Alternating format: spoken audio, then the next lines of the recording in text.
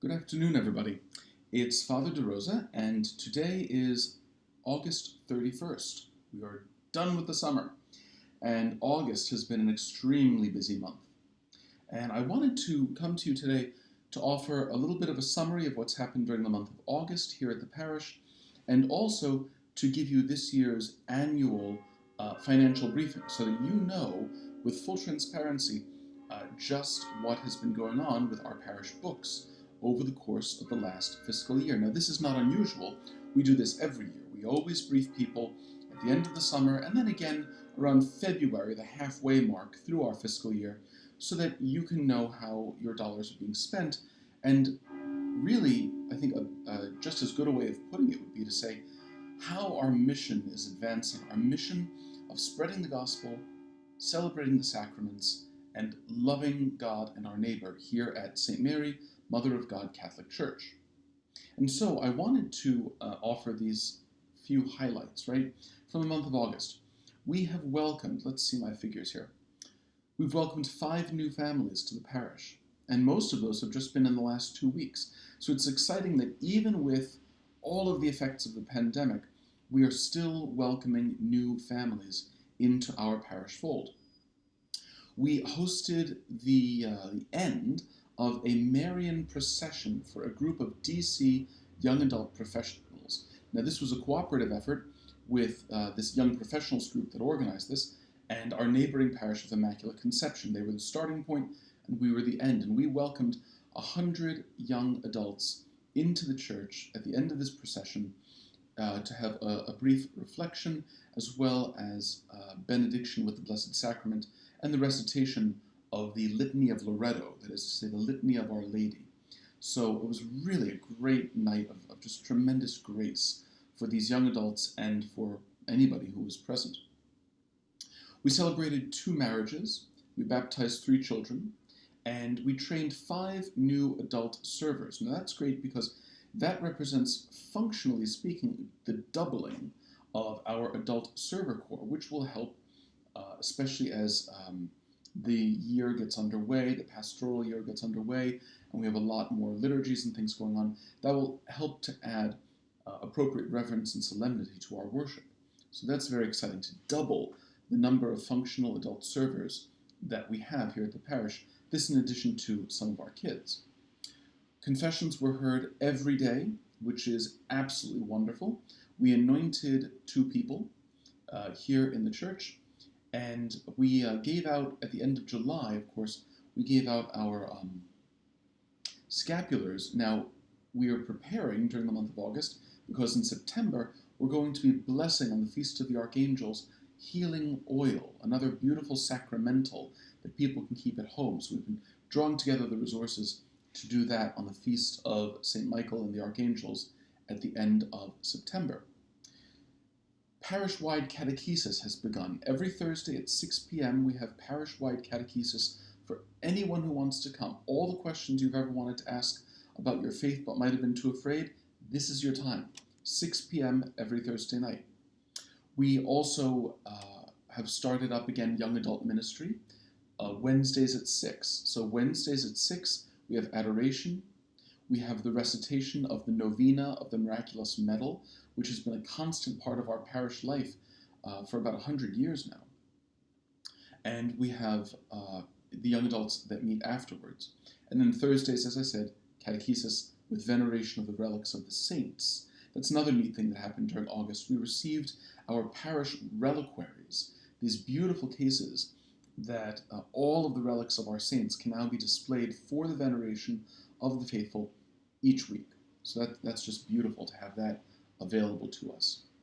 We did have to say goodbye to our dear friend Father Rigdon, my brother priest, who was retired here at the parish and has chosen to move into the next phase of his retirement at the priest retirement home, the St. John the 23rd residence, which is adjoining one of our diocesan seminaries here in the city. But we wish Father Rigdon well, we pray for him, and let him know, as we did on his last Sunday, that he's always welcome here at St. Mary's to celebrate Masses or just to come and join us for the life of our parish. But I do wish him well in that. We're going to miss him a lot. I could not have gotten through my first 2 years here without the support and friendship of my brother priest.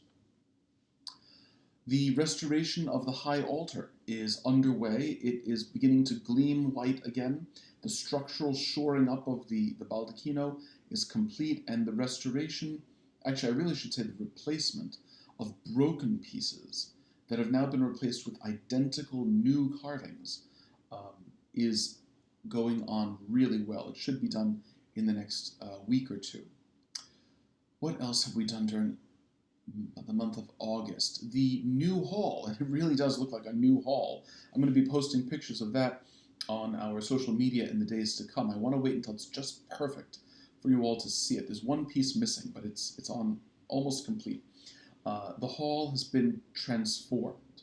So we now have a space that can safely hold about 100 people with social distance, indoors, with a restored kitchen, new lighting, new ceiling, new walls, all of our folding chairs and tables. We're going to get new refrigerators for the kitchen. And I don't know if you can't really see it here, but I've still got grease under my fingernails from scrubbing for 3 hours this past weekend with some of our volunteers, the Vulcan cast iron stove that we've got in there. I mean, getting decades worth of grease off of the good old-fashioned Pittsburgh steel that this thing is built from. It's a tank, and it's safe to use. We had it checked out by expert contractors, so be on the lookout for a lot of pancakes being made in the near future on our newly restored oven in our newly restored church hall. Very exciting work there. All right, finally, the organ, the contract has been signed for its restoration, and likewise the facade of the church. We are waiting on permits for the facade and just a start date for the organ, but all of that work is getting ready to be done very, very soon, probably starting in the early part of September. And now you're going to get to see the yearly spreadsheet for the parish summarizing our financial activities so that you can know just what's been going on our book. All right, so dear friends, as we take a look at this year's spreadsheet, what you'll see is the first column of numbers is last year. Okay, that's the year that ended June 30th, 2019. The middle column is the fiscal year that ended June 30th, 2020, just a few weeks ago. And then the last column is the 2021 budget, okay? And you're going to see our priorities at work here on the parish spreadsheet. First of all, you'll notice that between 2019 and 2020, our Sunday offertory collections increased. That is fantastic. That's a sign of the growth of our parish. That's a sign of the health and devotion of our people, exercising responsible stewardship by making their donations on Sunday. Donations and bequests remained about the same, but very healthy. That's a large number, that $62,000 number there. Most parishes don't have other donations and bequests in those kinds of numbers. But because of all the visitors that we get, and because of the special gifts that St. Mary's receives from people over and above Sunday giving or from one-time visitors, etc., that's been huge. Now, I especially want to draw attention to this because we have seen these increases in revenue despite the pandemic lockdown that we all went through this spring. Our people have been very faithful, and that is a huge help. It's a sign of your faith. It's a sign of the hope that you have for the future. It's a sign that God is doing something good here in your hearts, and that you're expressing that through your fidelity to supporting your parish. It's really just a great sign of our communal identity, right? You'll also see that rental income went up. That's normal because there are sort of step increases in the lease that we have for part of our school, which is leased by an architecture firm. Now, I do have good news for you that further revenue will be coming in from that firm over the next few months to recover some lack. There were a few different fees and so on that were part of the lease that had not been paid to us, but we brought this up with our renters, and they were so happy to help us by, following through on that, right? So there will be an even greater increase in rent for the coming year. And we are grateful to our renters for that. They're also grateful to us for being such great hosts for them and for really being good neighbors and supporting them through this challenging time for anybody who uses office space, right, during the pandemic. Moving on, you will see the overall income numbers where it says total income. Now, if we go down, we'll see that we have increased expenses, all right? The first thing that we increased our expenses on, parish life and worship, okay? Parish life and worship is anything to do with our worship in the church, our parish activities, mailings and things that we send out to you, right? All of these increases have been at the direct service of our people here in our parish community. You'll notice that there's been an increase for the last fiscal year in rectory and parish clergy. Now that increase is partially because back in January we started having 4 priests living here in the house. And it's a great pleasure and a privilege to have those kind of resources available to us. It's kind of an embarrassment of riches to have so many priests here. But it's also actually the majority of that increase is not because of the extra mouths to feed. The majority of that increase comes from the restoration of several rooms on the 3rd floor of the rectory where Father Bradley and Monsignor Criscuolo live. These rooms had not been touched in well over 20 years. That means the paint on the walls. That means the rickety furniture that was in there up to this point. That means the lighting that was in there, right? So redoing those rooms a little bit so that the priests could live there in up-to-date, simple rooms, but with sturdy furniture and with fresh paint on the walls and with adequate lighting and electricity, that cost money, right? So we spent it there. That's the parish rectory clergy, okay? If you go down, you'll also see that we have almost doubled our social concerns expenditures. That means the poor box. And the only way to double the poor box donations is because the revenue from the poor box has increased. So I want to congratulate you, our people, on increasing the amount, on almost doubling the amount that you have given to the poor box over the course of the last year. That has enabled us to double what we can do for those who are in need here in the environs of our parish. There's been a slight increase in administration, facilities and maintenance, that means repairs, that's about the same. Our archdiocesan assessments have gone up slightly because our revenue has gone up slightly. I also want to draw your attention to support of a regional school, okay? That $15,047 number. That means that from our collections, we send a portion to support one of our regional Catholic schools, meaning tuition assistance for kids in need, meaning building maintenance assistance to keep some of these old buildings up and running. So from your generosity, brothers and sisters, you contributed $15,000 to the education of children. Now that's particularly beautiful because the vast majority of our parish are fully grown adults, right? This is not a suburban parish with lots of kids. So to be able to support the education of children is a beautiful thing, and I want to thank you for enabling us to do that. Now, you'll also see that we put a tremendous amount of money into capital improvements, not only this year, but last year as well. That means any kind of major, long-lasting improvement to buildings and the physical plant here at the parish. Now, what did we spend this on? Well, we've spent it on things like waterproofing our buildings, right? Water is the great enemy of buildings, and we have spent a lot of money starting to keep water out of our buildings. I think we can all agree that's a good idea. Likewise, the maintenance of the gardens so that we have worthy places to enjoy social time with each other. And likewise, so that the women from our women's shelter have a dignified place to take their leisure because they live here on our campus, right? We've also spent the money on research and on work on some of the foundations of the buildings. We've spent money on maintaining our buildings safe from termites. That's a very useful thing to keep out.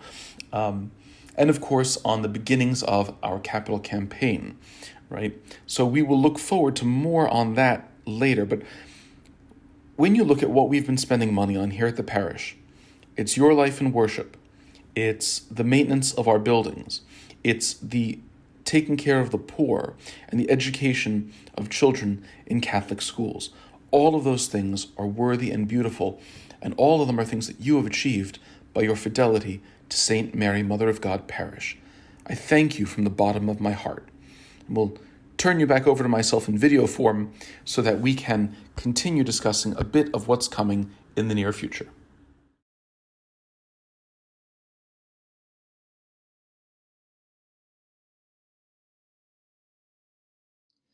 Well, having seen our annual spreadsheet, I hope that you can agree that we're doing really well here at St. Mary's. The sacraments are being celebrated. We came through the lockdown in stellar fashion, not just from an administrative point of view, but much more importantly, from a sacramental point of view. Every element of parish life has been maintained here throughout. And that has taken a lot of work, and a lot of great parishioners have been part of making that happen. And I'm so grateful for that. It really inspires me to see this from our people. Now we have to move forward into this next part of sort of pandemic existence, however long it may last. And I should tell you that while the fiscal year ended out great on June 30th, over the course of July and August, we are now down in terms of Sunday revenue by about $300 per week. That's $300 per week, okay? Which means about $1,200 a month, and you can imagine that kind of escalating over the course of a calendar year.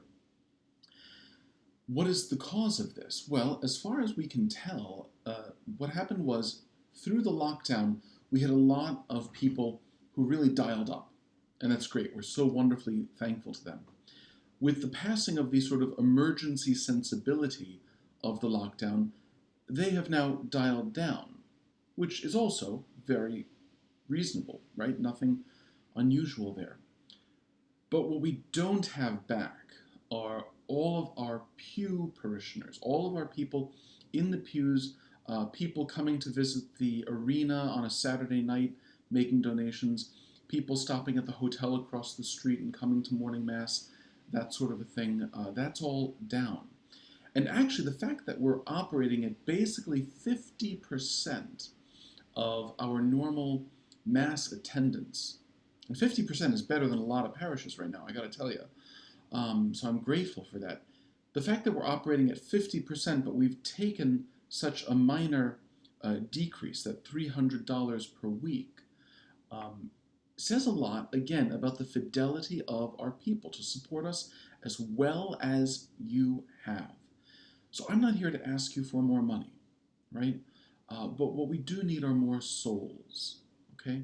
If you want to send more money, we'll take it. Don't worry about that. We always know where to put things, right? But what we really need are butts and seats. We need the faithful back. Now, there have been wonderful reports done recently, released by the DC Catholic Conference, showing that there have been no outbreaks in churches where precautions are taken. And you know that here at St. Mary's, we're very serious about taking all of the precautions and protocols that the city has asked of us for the good of everybody. So St. Mary's is a safe, wonderful place to go to church. You've also seen in our various masses how we have adapted to still offer beautiful, sacred worship that inspires and lifts the heart to God, even with the restrictions that are in place. We've managed to do this in safe and wonderful ways, adapting as needed. So there's a lot going on here. There's a lot good happening here. And we want to make sure that all of our neighbors are part of that, right? So reach out, invite people.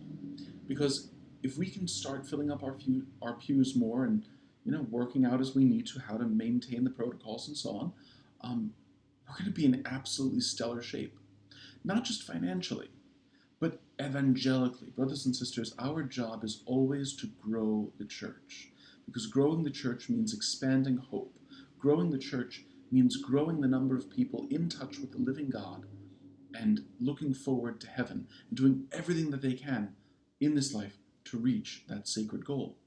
So what we're talking about is not just about the bottom line, fiscally, it's about our spiritual bottom line, to be evangelists and to grow our parish and to welcome people in, and to invite back those who have maybe stayed home for understandable reasons. I will tell you that in calling parishioners, going down my list of phone numbers for the third time now, I'm grateful that nobody has said, oh, we're staying away because we're bored of church or this, that, or the other. I've heard some people say, well, we have health concerns, so we're not coming back yet. I've heard some people say, well, it's summer. We're away for the summer, as we always are. Good. That will resolve with the coming of September. And I've heard some people say, well, Father, we were students at the law center or in one of the other graduate programs, and we graduated. We've moved on. That, too, is normal and healthy. And when those programs resume, we can rely, I think, on, people from them coming back to church. But in the meantime, until all that normalcy returns, we have to be extraordinarily evangelical, reaching out to people, inviting them, sharing our Christian life with them. It doesn't take great philosophy. It doesn't take great eloquence. It takes sincere friendship. Friendship between you and God, and friendship between you and your neighbor. In the context of those intermingled friendships, that's where evangelization happens. I know that you're capable of it, not only for the good of our parish, but for the good of your soul and the good of our neighbors. Brothers and sisters, it's a great pleasure to bring to you this update. I do hope that you'll consider everything that we have talked about today as you make your family planning in terms of donations and in terms of your evangelical work and in terms of your personal prayer life. If you have any questions, my door is always open, my email inbox is always open, my heart is always open to you, our neighbors. God bless you. Stay well.